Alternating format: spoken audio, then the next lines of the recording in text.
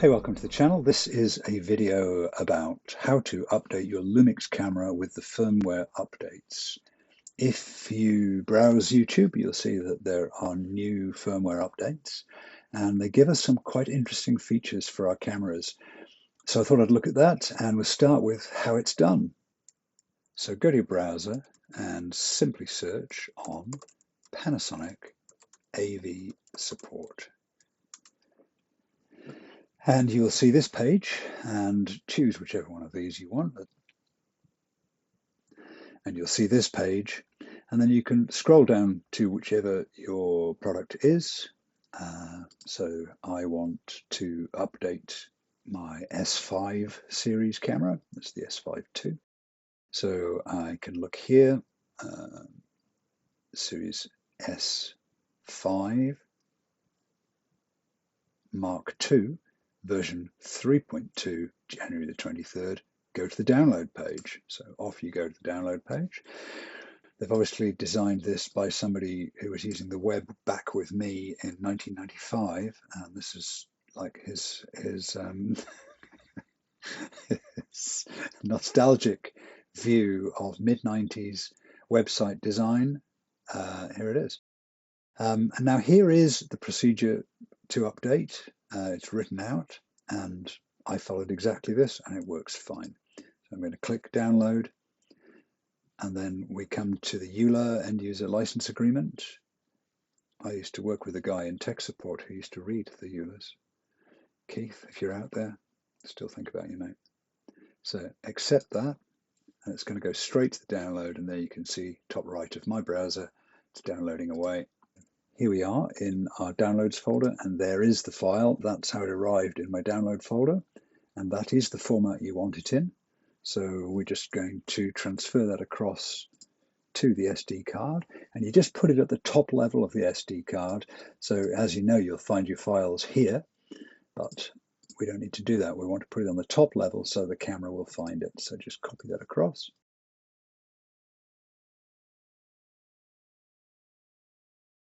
And then we're going to eject the SD card and put it in the camera. Let's go to the camera. Okay, so turn the camera on, go to your menu, navigate down to the wrench on the left-hand side, go into that wrench menu, and then scroll down to the first small wrench, scroll the way down there to firmware version, and you'll see firmware update. Software info, that's just the legal stuff, not interesting at all. But you can see there below that we've got body firmware version 3.1 and lens firmware version 1.2, and we want to install the 3.2 update. So we go up to firmware update, activate that, and what it's doing is looks on the SD card and finds the update package, and then it installs it. Do you want to update to 3.2? Yes, we do. So just navigate to that as you would expect, and it tells you that it's doing it. Take this opportunity to point out that Panasonic really need to change the way they identify the very many options that the camera has. These, the movie camera and the wrench and the gear icon, they don't make any sense at all, and they've been using these for years. I had one of their compacts with the 16:9 sensor years ago, and it had the same sort of UI iconography. I mean, it's just desperate. Come on, Panasonic, you could do better. Right, so now when you come out, you can go back into the firmware menu, and you can see that the body firmware is now 3.2. We can now use different frame markers. So scroll down now to the cog menu, monitor, display, video, and then you can see we've got the frame marker option. Go there, and you've got on, off, and set. Go to set.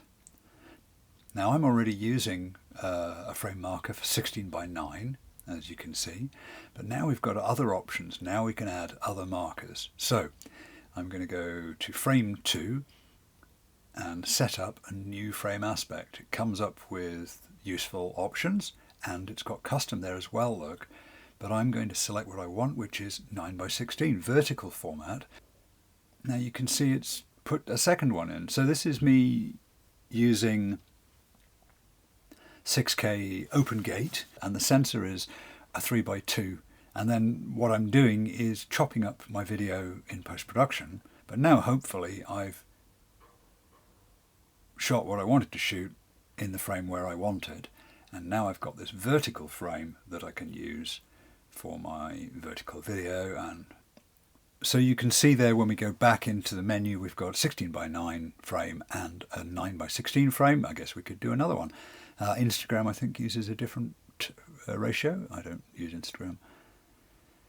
And then frame mask, that allows you to shade the areas outside your markers, which I use just to sort of highlight what I'm doing.